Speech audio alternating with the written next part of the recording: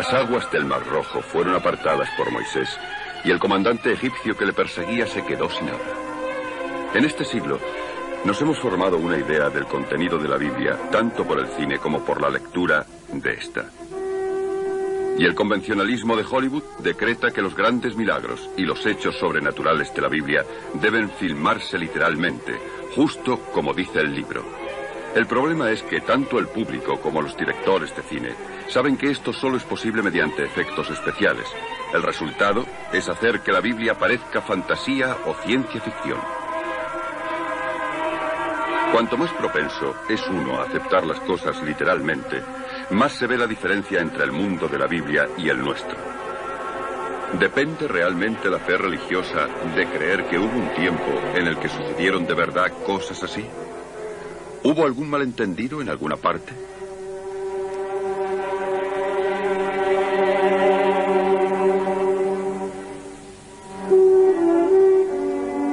El mar de la fe.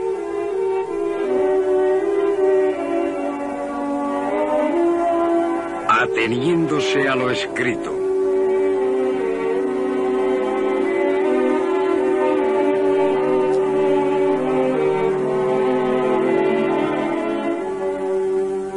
La Biblia, al igual que todas las demás escrituras, es un producto de la historia. 1000 años antes de la era cristiana, los profetas y los maestros que surgieron del desierto con un nuevo mensaje de salvación pudieron hacerlo permanente gracias a la escritura. Cuando la escritura fue inventada en Oriente Medio, esta solo se usaba para objetivos más bien rutinarios, como registrar contratos de negocios.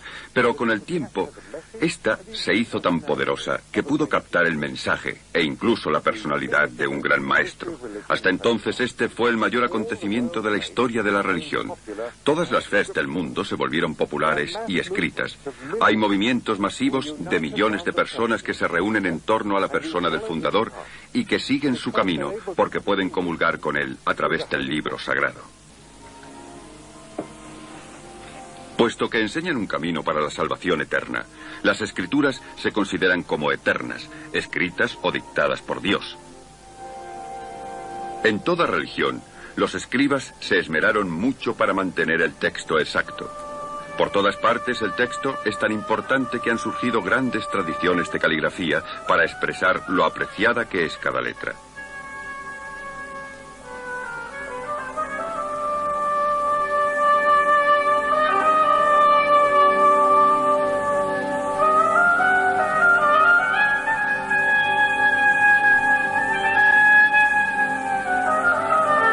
Estas son palabras sagradas cargadas de poder.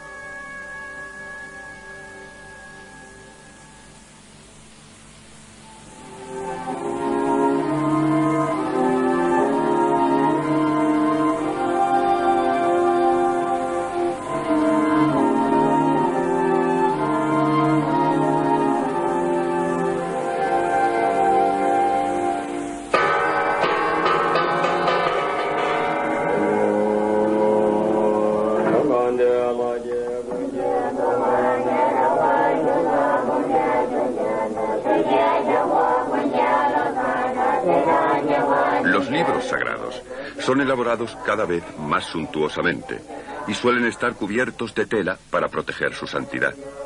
Habiendo venido del cielo, bien pueden convertirse en objetos de culto. A menudo, a los incrédulos se les prohibía tocarlos.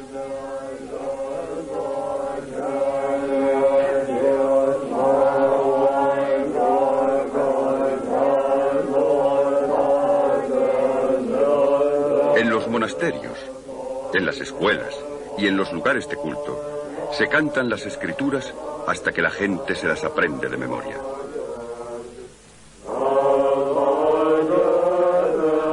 De memoria. Una frase significativa.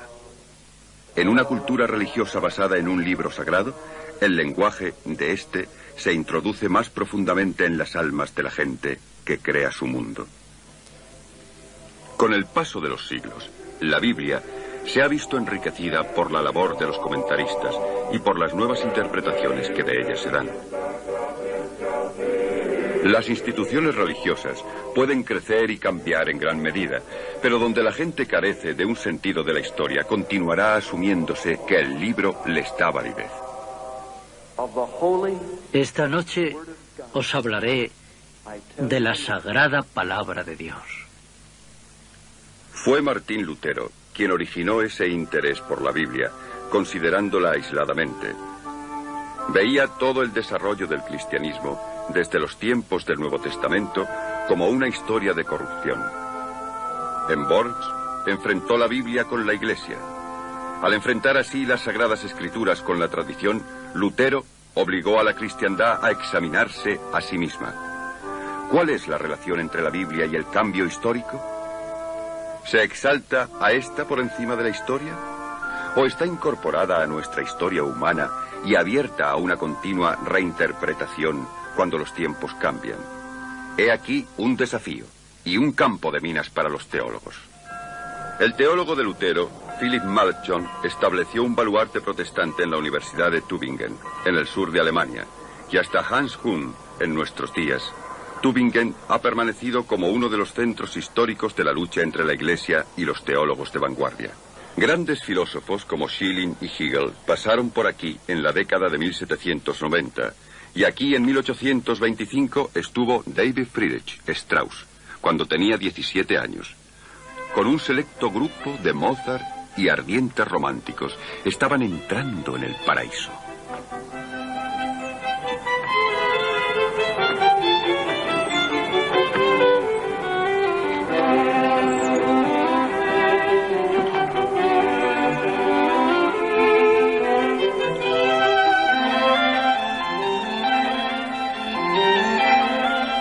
Los estudiantes de Pastor Protestante vivían en un seminario llamado Steve, y Strauss y sus amigos estudiaron aquí durante 5 años.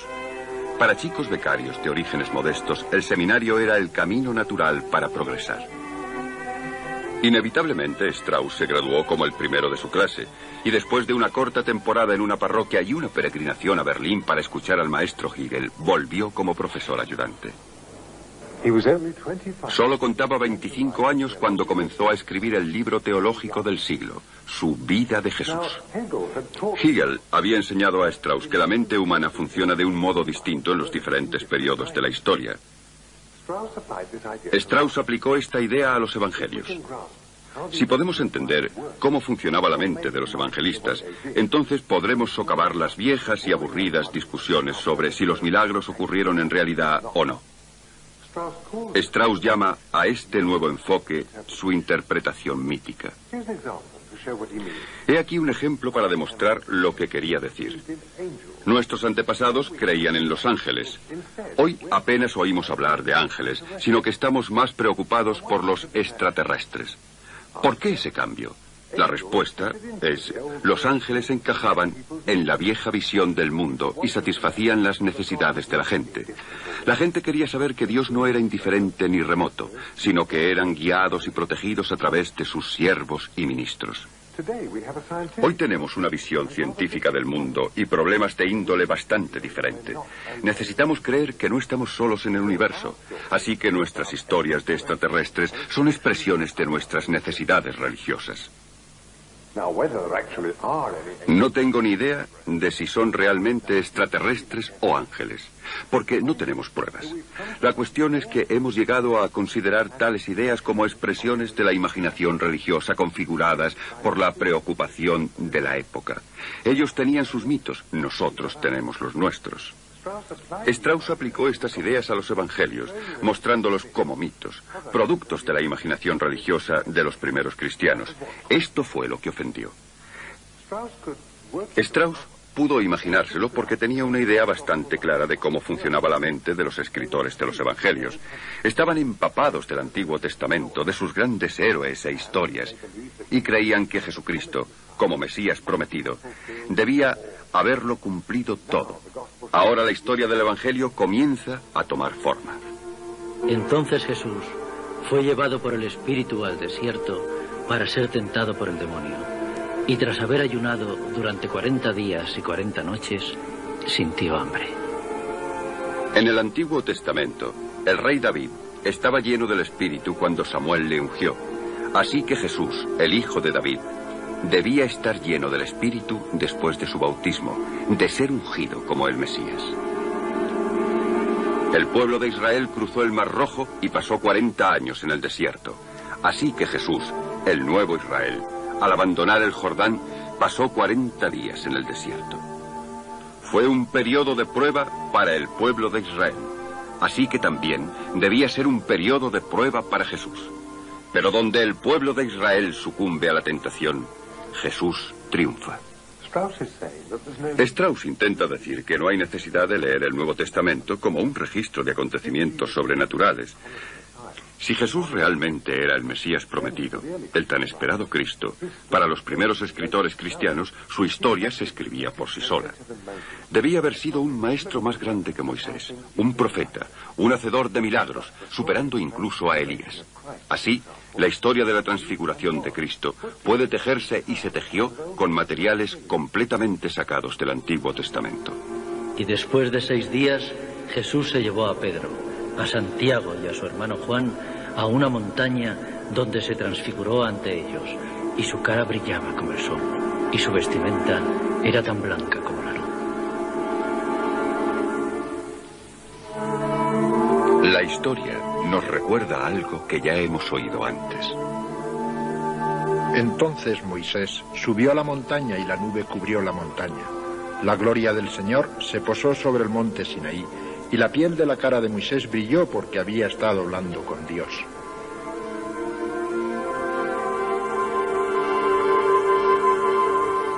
Con párrafos similares, es posible reunir la historia completa de la Natividad del Antiguo Testamento. El profeta nos predice: pero tú, Belén, de ti saldrá y será él quien gobierne sobre Israel.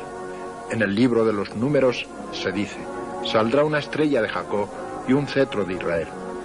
Y el profeta Isaías nos confirma: he aquí que una virgen concebirá y dará a luz a un hijo, y será llamado Emmanuel, que quiere decir Dios entre nosotros. Un niño nacerá entre nosotros, que será el Hijo de Dios. El buey conoce a su dueño, y el asno la cuadra del amo. Y en los Salmos se nos dice: los gentiles verán la luz, y los reyes el resplandor de su nacimiento. Los reyes de Tasí y de las islas traerán presentes, y los reyes de Seba y Saba ofrecerán regalos. Strauss arguye que, dadas sus creencias en las profecías del Mesías en el Antiguo Testamento, era natural que Mateo y Lucas lo usaran como una fuente de información sobre el nacimiento de Jesús. Así fue como creyeron que debía haber sido. Habían desarrollado una narrativa mítica para expresar su fe. Incluso aplicó su interpretación mítica a la resurrección. Sabía que habría problemas. A pesar de eso, siguió siendo cristiano. No dudaba de la existencia histórica de Jesús y pensaba que las primeras creencias cristianas en él fueron en su día expresiones válidas de momentos en la vida espiritual de cada uno de nosotros. No le sirvió de mucho. Cuando el libro se publicó, se armó un gran revuelo. Una vez que apareció publicado el primer volumen, en junio de 1835, Strauss fue despedido. Ningún teólogo de fama pudo defenderle públicamente y ni siquiera pudo visitar a sus amigos por temor a dañar sus reputaciones. Nunca volvió a tener otro empleo fijo. Algunos le consideraron como el anticristo. Otros señalaron que Strauss significa avestruz, y en la Biblia las avestruces significan aflicción y rechazo por Dios. En esta caricatura, Strauss ayuda al hombre corriente a derribar la cruz a pesar de los esfuerzos de la Iglesia por levantarla. Arriba el emperador. A través de su ministro Eikor, cuyo nombre significa ardilla, deja caer montones de honores y condecoraciones en las ávidas manos del fiel rebaño de abajo. Poco a poco Strauss se alejó o fue obligado a abandonar el cristianismo. A su muerte en 1874 se descubrió que había dejado instrucciones para que no le hicieran un entierro cristiano. Uno de sus amigos, de sus antiguos amigos de colegio, dijo unas palabras en lugar de ello. Y, por una última ironía, casi perdió su trabajo por haberlo hecho. Deseaba viajar, pero ahora no me voy. Si me quedaré, no lo sé.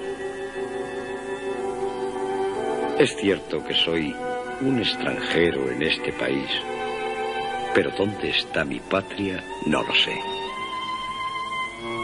Creo que una vez tuve 2 hijos queridos, pero si eso fue un sueño, no lo sé. Dicen que en algún tiempo escribí libros, pero si es verdad o menosprecio, no lo sé. Oigo que me llaman incrédulo. No sé si soy bastante piadoso. La idea de la muerte nunca me ha causado temor. No sé si llevaré muerto demasiado tiempo. Strauss fue expulsado de la teología académica y de la Iglesia, pero sus ideas no han muerto. Muchas de ellas son ahora comunes. Otras, tales como su parecer sobre la encarnación, son todavía polémicas, pero al menos se dan a conocer ampliamente y son debatidas en vez de ser perseguidas. En este tipo de teología, la verdad ya no es cuestión de posiciones fijas. A nadie se le dice que se calle porque sus puntos de vista son inmorales. Al contrario, la verdad se ha convertido en un debate que provoca una profunda respuesta emocional, en la cual el consenso de la opinión depende de los méritos del argumento según éste se va desarrollando. Pero mucha gente no puede soportar vivir sin las antiguas certezas. Para ellos hay otra clase de libro religioso. En esta tienda, al otro lado de la ciudad, solo se oyen los puntos de vista del evangelismo conservador. Los debates libres y las preguntas comprometidas son eliminados. Aquí la fe no es molestada. Casi la mitad del mercado de libros religiosos en Gran Bretaña es de este tipo. Pero mientras tanto, las iglesias tienen graves problemas a la hora de tratar de reconciliar y contener dentro de ellas mismas la lucha entre las 2 mentalidades radicales opuestas. En su lucha, muchos teólogos han caído víctimas, pero ocasionalmente uno de ellos, tal vez gracias a lo que hace, se las arregla para desterrar toda sospecha popular y convertirse en un héroe. Dietrich Bonhoeffer fue uno de ellos. Y he aquí a otro, rodeado en sus últimos días por una excesiva adulación y un posterior desprestigio. Albert Schweitzer es ahora un enigma.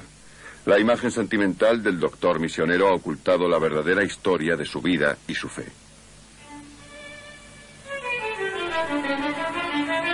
La región franco-alemana de Alsacia, donde nació Schweitzer, hijo de un pastor luterano en 1875. A la edad de 19 años, durante su servicio militar en ese lugar, fue cuando le impresionaron las ideas que cobrarían tanta importancia en su pensamiento. En el otoño de 1894 estuvimos de maniobras en las cercanías de Sosfelden. Puse mis evangelios en griego en la mochila.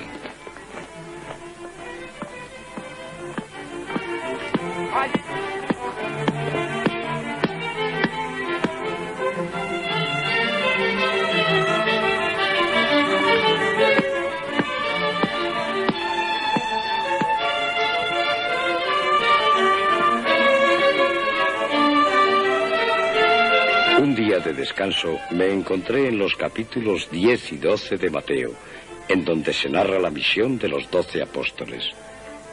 Y Jesús llamó a sus 12 apóstoles y les envió de 2 en 2, encargándoles que, por donde fuereis, predicaréis que el reino de Dios está cerca.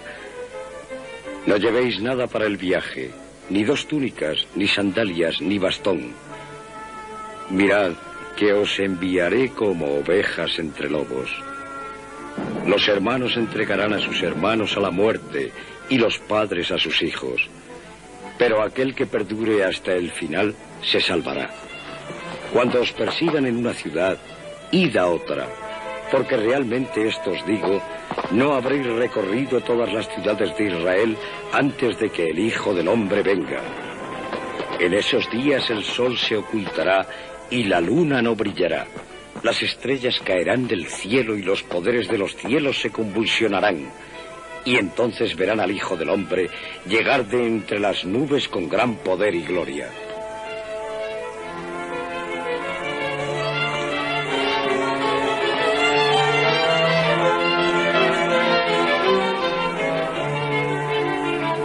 El sencillo texto me llevó a asumir que Jesús realmente había anunciado la inmediata aparición del Hijo del Hombre celestial y que los acontecimientos posteriores demostraron que su anuncio estaba equivocado.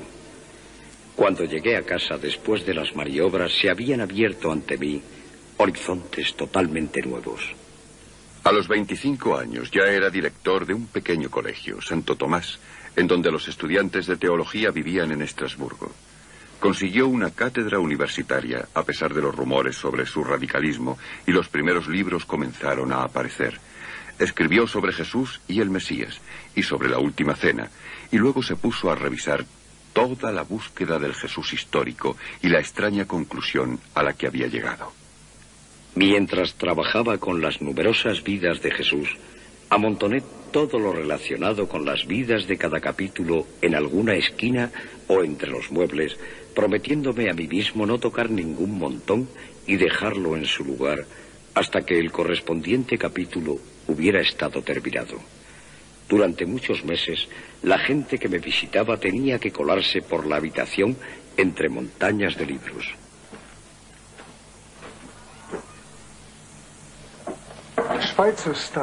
Los estudios de Schweitzer de esta enorme literatura le llevaron a escribir La búsqueda del Jesús histórico, un libro que en cierto modo fue una bomba. Schweitzer demostró que el Jesús original había sido una figura puramente judía, cuya vida había estado dominada por una sola idea. Dios muy pronto pondría fin a la historia.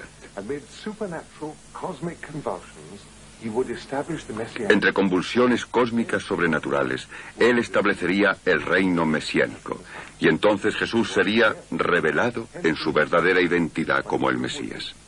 Él todavía no era el Mesías, de aquí la necesidad de mantenerlo en secreto, pero pronto lo sería. El mundo no se acabó. Jesús había sido mal interpretado. Schweitzer no era el único que pensaba así. Muchos otros habían llegado a la misma conclusión en esa época, ya que eran años en los que el punto de vista moderno sobre Jesús se estaba desarrollando. Pero esto supuso malas noticias para las iglesias establecidas, ya que demostró que sus doctrinas sobre Jesús se habían basado en un punto de vista erróneo de cómo había sido él realmente. Schweitzer visitó Oberammergau con su tía para ver la representación de la Pasión. No le interesó, al igual que en el escenario la teología era demasiado grandiosa. ¿Es das Gotteshaus oder ist es ein Marktplatz? Sollen die Fremdlinge, die aus den Ländern der Heiden kommen, Gott anzubeten? Mein Haus, spricht der Herr, soll ein Haus des Gebetes genannt werden, für alle Völker. Ihr aber habt eine Räuberhöhle darauf gemacht. La representación de la Pasión estaba ya entre un milagro medieval y una epopeya bíblica de Hollywood. Para el público no había duda de que parecía bastante convincente y unificada.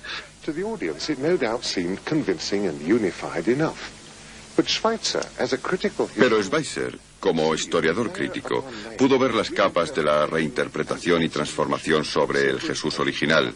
La verdad sobre Jesús ya llevaba mucho tiempo enterrada y perdida. Schweitzer quería reafirmarla para ser justo con Jesús, y por nuestro propio bien, incluso si eso significaban malas noticias. Así que en cada punto de la historia él quería levantarse y decir: no, la interpretación de esta obra es errónea. La verdad es algo totalmente diferente. Según Schweitzer, Jesús esperaba el fin de una era y la llegada del reino de Dios iría seguida inmediatamente de las persecuciones que él había profetizado. Pero el apocalipsis se retrasó. Entonces Jesús fue a Jerusalén para ser crucificado, en un intento de forzar la decisión, soportando sobre él la tribulación final por el bien de otros. Esperaba que esto trajera el reino, pero no fue así. Para Schweitzer, el fracaso de Jesús no afectó la fuerza moral de su ejemplo.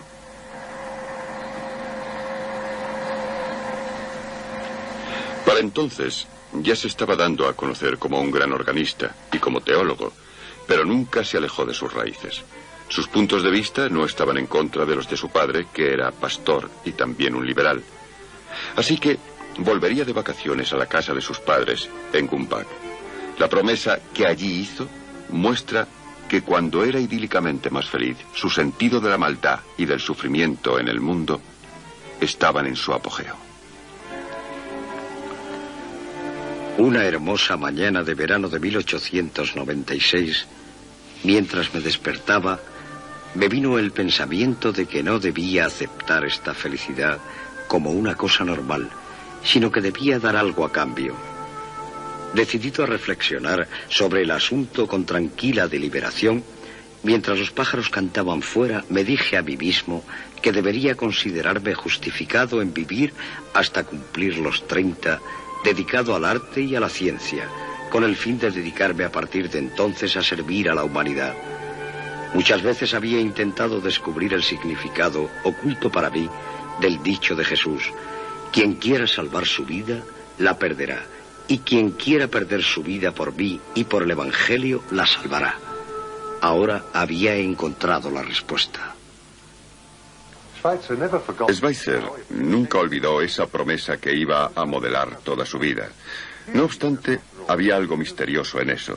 Después de todo, para él Jesús aparecía como un profeta apocalíptico fracasado y un impostor mesiánico, que representó un personaje que uno podría pensar que era bastante extraño en el mundo moderno. Sí, Schweitzer eligió seguirle. ¿Por qué? Schweitzer fue el primer teólogo en ser muy influenciado por el filósofo Nietzsche, que recientemente había anunciado que la tradición religiosa y moral europea tocaban a su fin. Ahora los hombres deben ser valientes para poder crear nuevos valores. Pero aquí parece que por un lado está Jesús y por otro nuestra época. También nosotros nos enfrentamos al fin del mundo, y según Schweitzer, lo que necesitábamos era un hecho ético que renovara el orden moral.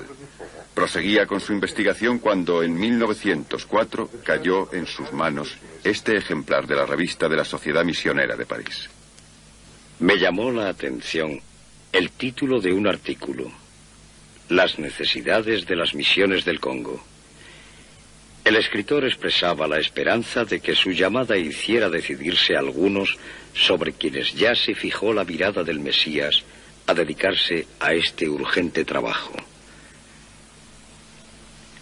La conclusión decía: aquellos que pueden contestar simplemente a la llamada del Maestro diciendo: Señor, aquí me tienes, son las personas que la Iglesia necesita.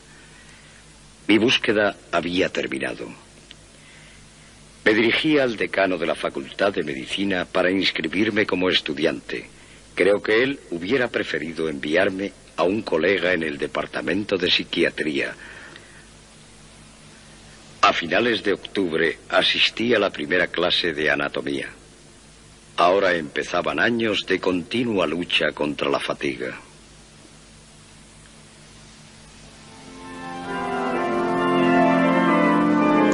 Schweitzer daba constantemente recitales y publicaba libros sobre música de órgano. Era un predicador ocupado en las iglesias de Estrasburgo. Trabajaba la jornada completa como estudiante de medicina en la misma universidad en la que era conferenciante y escritor polémico, y tenía que recaudar dinero para el hospital que había planeado en África.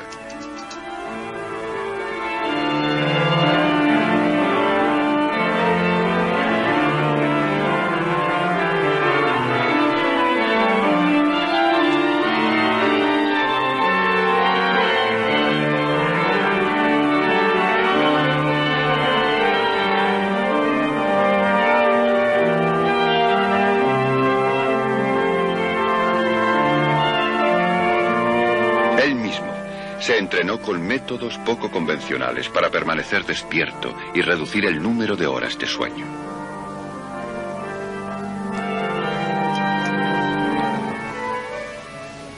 Tras 6 años de esta tarea ajetreada, Schweitzer sacó el título de médico y estaba preparado para irse a África. Oui, tout est prêt. Vous pouvez commencer par les caisses qui sont dans le corridor. C'est la Ordnung mit der Kiste 300 bis 320. Se había casado hacía poco con una enfermera que iba a ayudarle. Tuvieron que llevarse bastantes cosas, no solo para su propio sustento, sino también para levantar y dirigir su hospital. Schweitzer había sido aceptado por la sociedad misionera solo a condición de que él mismo se financiara y construyera todo, y había accedido a no predicar porque sus puntos de vista eran demasiado peligrosos. 70 cajas de madera esperaban para ser enviadas en febrero de 1913. Su destino, Lambaréné.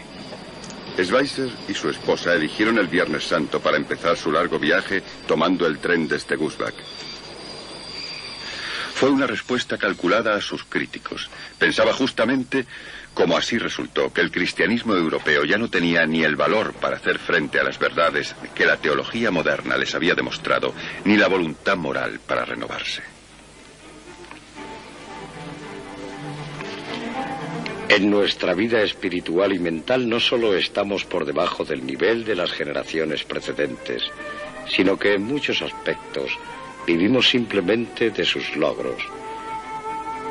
Estamos perdiendo la capacidad de poder decir un sí ético a la vida, pero a menudo tuve que reconocer que la necesidad de hacer algo especial se debió a un espíritu inquieto.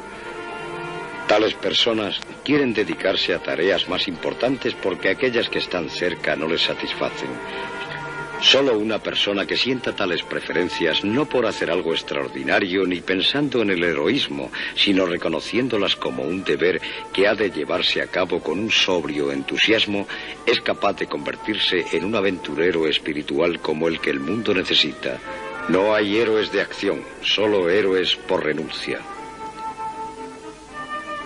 Sin duda, Schweitzer tenía la sensación de ir a un exilio por él elegido. El viaje por mar desde Burdeos hasta el África ecuatorial francesa en aquel tiempo era largo, pero Schweitzer no era un hombre dispuesto a malgastar el tiempo ociosamente. Tenía un montón de trabajo literario. Escribió cartas, trabajó en proyectos inconclusos y corrigió las pruebas de sus escritos en cursos sobre música y teología. En Puerto Gentil se cambiaron a un vapor fluvial. África Occidental solía ser llamada la tumba del hombre blanco, pero resultaba igualmente dura para el hombre negro. La vida era una lucha contra la enfermedad. Todo el país era selva virgen y la gente vivía, sobre todo, junto a los ríos. El río Ogue era la principal vía de comunicación de la región, así que Schweitzer construyó su primer hospital en su orilla, cerca de la misión protestante. Era un grupo de chozas con tejados de hojas cosidas. El lugar resultó ser demasiado pequeño, bajo e insalubre. Una epidemia en el hospital le obligó a buscar un sitio mejor.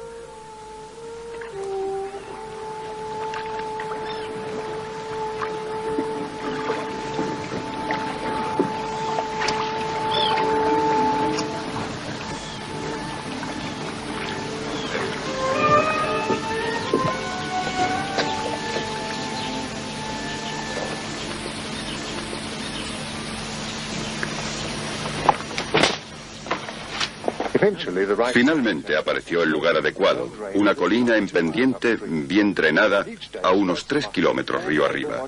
Cada día Schweitzer reunía a todos los hombres útiles que el hospital podía facilitar. Les daba hachas y machetes y se iba con ellos a trabajar para limpiar el bosque.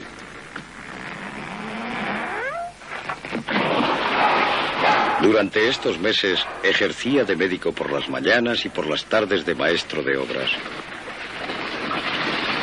Fue mientras estaba talando árboles cuando recibí la noticia de que la Universidad de Praga me había concedido el título honorario de doctor en filosofía.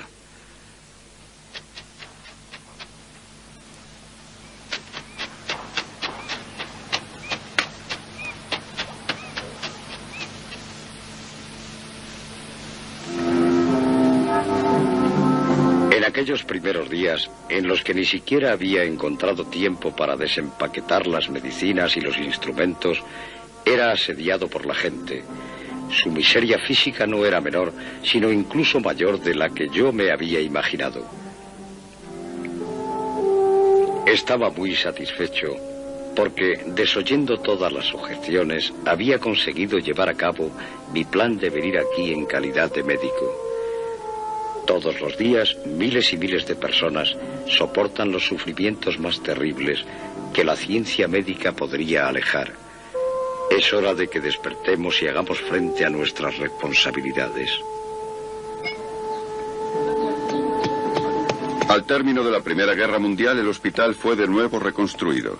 Schweitzer estaba aprendiendo de la experiencia. Construyó unidades especiales para los pacientes mentales y para los leprosos. No había una gran cocina, porque los enfermos eran atendidos y alimentados por sus propias familias, que se quedaban junto a sus parientes enfermos. Con los materiales más sencillos, desarrolló una arquitectura funcional. Para prevenir un exceso de calor en sus pabellones, los construyó de este a oeste, con techo a 2 aguas y voladizo. El sol nunca daba en las paredes. Los edificios eran levantados sobre pilotes para impedir que se inundaran durante la estación lluviosa. El lugar llegó a parecer un gran poblado. El centro de control para toda la comunidad estaba en 2 pequeñas habitaciones en lo que se llamó el bungalow del doctor. Schweitzer era un producto de la última época heroica de la cultura alemana, y se esperaba que los hombres importantes fueran titanes. Incluso, según esos criterios, su energía era prodigiosa.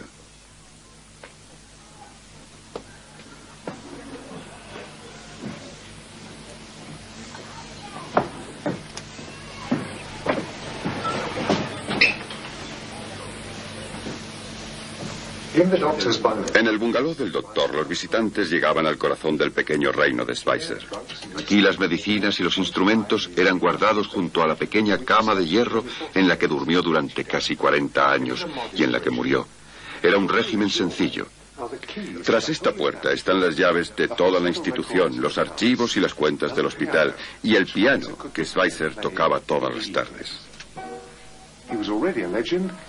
Ya era una leyenda. Y este lugar se había convertido ya en un santuario durante su vida.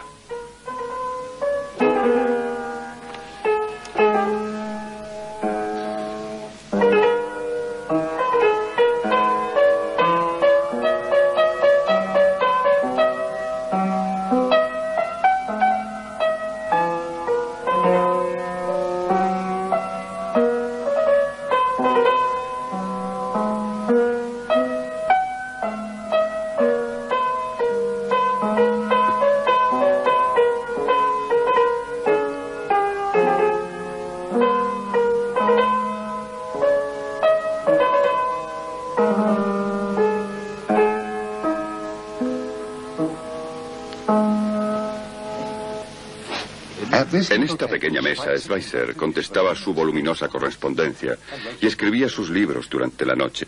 Según terminaba los capítulos, era necesario protegerlos de los roedores y de las termitas, así que eran colgados de un gancho en la pared detrás de su cabeza. Schweitzer era totalmente el europeo expatriado. Pocas personas de su generación estaban dispuestas a aprender de la religión y cultura tradicionales de las gentes africanas. Para ellos, un viaje a África significaba un encuentro con lo primitivo. Y a ese encuentro, Schweitzer se llevó sus problemas europeos. En Europa, la creencia de un orden moral en el mundo se había derrumbado. La crítica bíblica y los avances en la ciencia y en la filosofía habían simplificado la religión de Schweitzer, eliminando lo mitológico y sobrenatural, toda la metafísica. Solo le quedó la simple ética de seguir a Jesús a través del amor activo. Pero aquí, en África, esa ética iba en contra de los hechos de la naturaleza, la lucha por la existencia, la vida contra la vida. Si Schweitzer quería demostrar que incluso su fe cristiana simplificada era racional, que tenía una visión del mundo coherente, entonces tenía que hacer alguna conexión entre la voluntad ética y espiritual de amar y la voluntad de vivir de la naturaleza.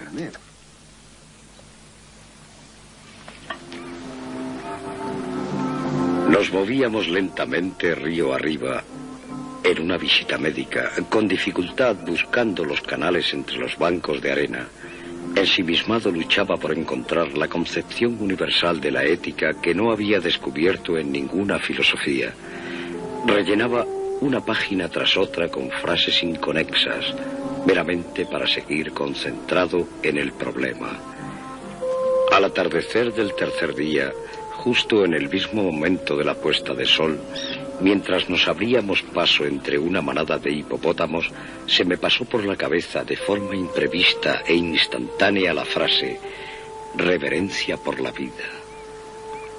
La puerta de hierro había cedido. El camino entre la maleza se hacía visible.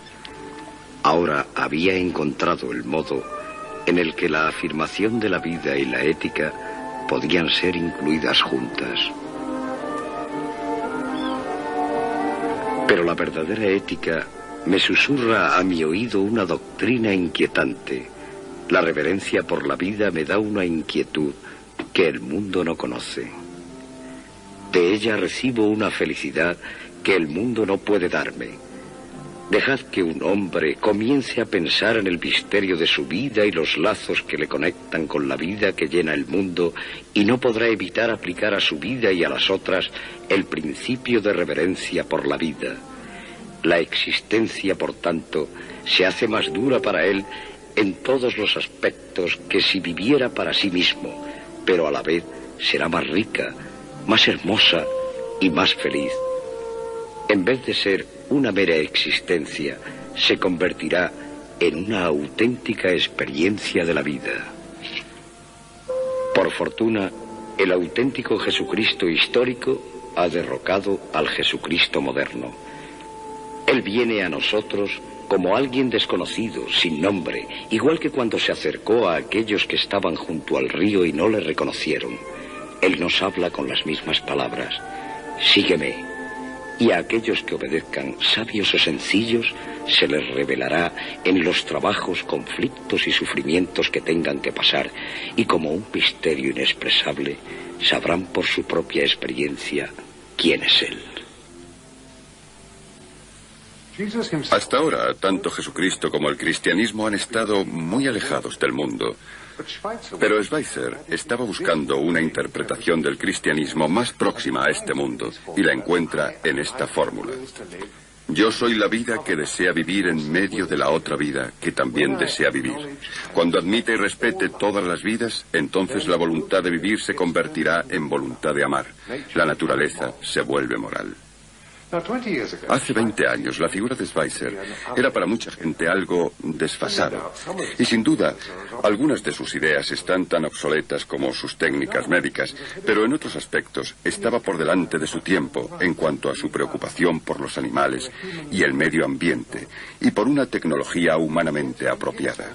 No obstante, él mismo reconoció que había un elemento trágico en su ética de reverencia por la vida, ya que no puede ponerse en práctica de forma totalmente coherente. El mundo sin maldad, el reino de Dios, no se puede demostrar por el método de Schweitzer, igual que no se pudo demostrar por el de Jesucristo.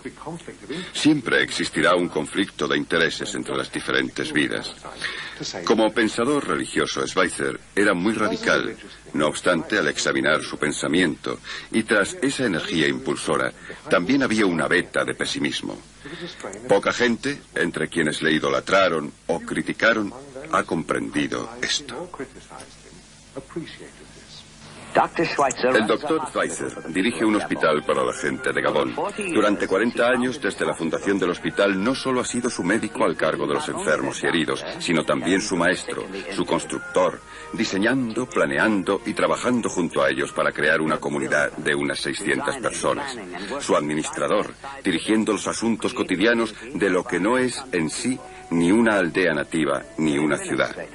Y su pastor, predicándoles un cristianismo sencillo. Hoy en día, la personalidad de Albert Schweitzer domina por completo esta comunidad. Camina entre el mundo por el creado, insensible a las críticas del exterior y sordo a las de la gente cercana a él. Desprecia las quejas de que la aldea es insalubre para el trabajo médico y que no hay servicios para las personas que aquí viven. Pero cualquier miembro del personal al que le moleste esto solo tiene un método de protesta: irse. Muchos así lo han hecho. Otros, unos cuantos, que están muy cerca de él, le han dado su vida con una lealtad incondicional. ¿Pero seguirá existiendo Lambaréné? Schweitzer se niega a revelar incluso a sus discípulos más íntimos el nombre de su sucesor. Pero, quien quiera que sea, está claro que esto nunca podrá seguir siendo el mismo lugar sin su fundador. A pesar de todo, el hospital de Schweitzer ha sobrevivido. Está agrupado en nuevos edificios y con técnicas médicas modernas. Lo mismo puede decirse de las normas de higiene. Todavía prevalecen muchos aspectos de su filosofía y de su espíritu. Los pacientes siguen siendo atendidos por sus familias y el personal médico no ha olvidado sus ideales. Pero su legado religioso sigue inexplorado, porque la gente encuentra difícil aceptar que su vida pueda haberse basado en una fe tan austera. Schweitzer tenía una visión del mundo trágica y su Dios era un ideal, una esperanza más que un hecho. Sin embargo, nos dejó algo. La sede de la misión para la que fue a trabajar estaba en Goma.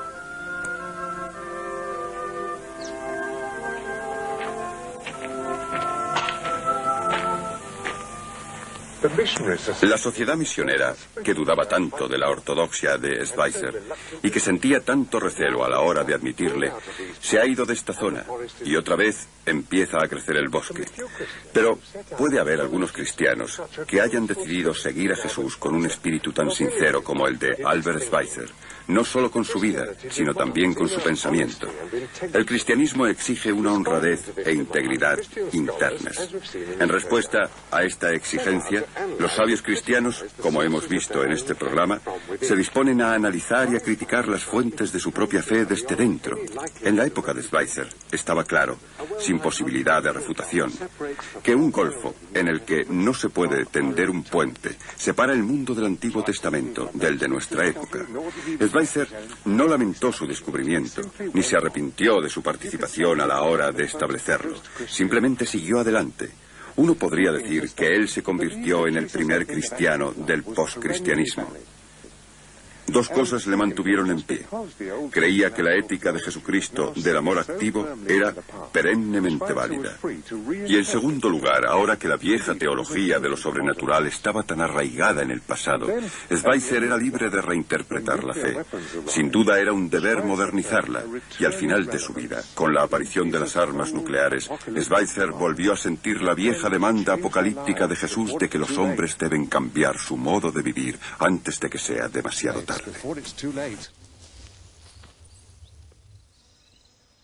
¿Qué han conseguido aquellos que trabajaron antes que nosotros?